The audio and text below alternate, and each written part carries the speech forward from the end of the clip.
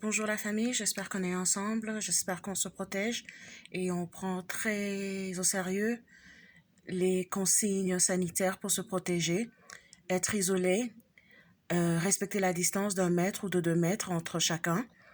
Surtout, désolé de ne pas parler en se regardant parce que ça peut créer une contagion. Voilà mon petit message de ce matin et c'est un message d'indignation, de désarroi, surtout qui revient à notre gouvernement. Et je voudrais être un peu franche et dire un peu certaines vérités qui vont un peu décevoir, un peu bouleverser ou peut-être être un examen de conscience à certains. Et purée, mais qu'attendez-vous pour réagir, Monsieur le Président, vous qui êtes le garant de la nation et votre entourage? Attendez-vous que la moitié du Congo de la population meure pour voir à quel point le problème est réel? Le coronavirus, c'est pas un mythe. Ça tue et ça ravage. Les puissances en ce moment du monde sont impuissantes face à ce fléau. Il n'y a pas de cure et les seules consignes à respecter, c'est être isolé.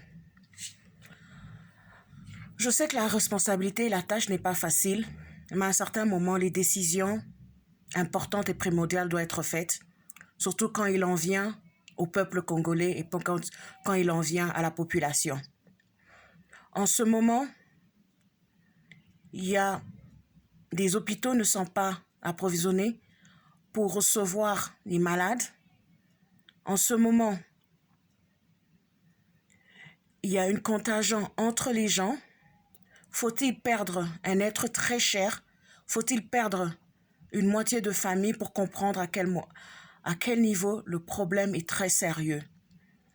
J'appelle et j'appréhende les autorités de mon pays de faire ce qu'il se doit. J'ai jamais vu ça, qui reporte un confinement par peur de soulèvement et de certaines réalités d'un pays. Oui, certes, ça ne sera pas facile, mais je crois que vous devez aussi assurer et faire un suivi par rapport aux consignes sanitaires que vous donnez à votre peuple. Je salue cette vieille femme, cette maman qui souffre tous les matins, qui se réveille le matin, qui se débrouille pour nourrir sa famille. Maman, vous n'êtes pas seule. Vous êtes encouragée, mais en ce moment, la situation n'est pas facile.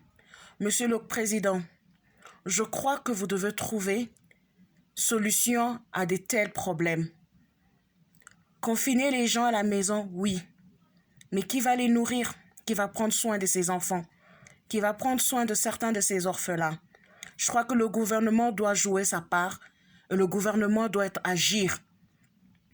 Vous demandez à ces personnes de se laver les mains régulièrement. Quand certains quartiers ne sont même pas à portée d'avoir de l'eau. Je crois que c'est un problème sérieux.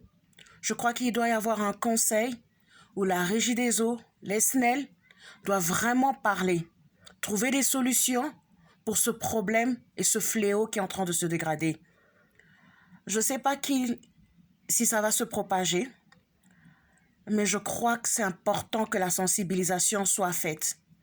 Isolez-vous, important, mais le gouvernement doit faire sa part, apporter des solutions. C'est ce qui se passe en ce moment aux États-Unis, en France. Oui, vous direz que ce sont des puissances. Vous direz qu'ils font avec ce qu'ils ont. En ce moment, j'apprends que les prix de denrées alimentaires ont augmenté au Congo. Voilà où le gouvernement doit intervenir. Vous devez faire des appels, interpeller ces commerçants, interpeller ces gens, régulariser les prix, par exemple. Trouver des voies et des moyens de débloquer certains fonds pour nourrir les fonctionnaires, pour nourrir certaines personnes qui sont indépendantes et qui tous les jours sortent dehors. Je suis indignée, je suis révoltée et j'ai très mal. Parce que si nous ne faisons pas attention, nous risquons de perdre tout un peuple. Nous risquons de perdre nos familles. Nous risquons de perdre nos proches. Nous aimons le Congo et nous essayons de sensibiliser la population. Merci.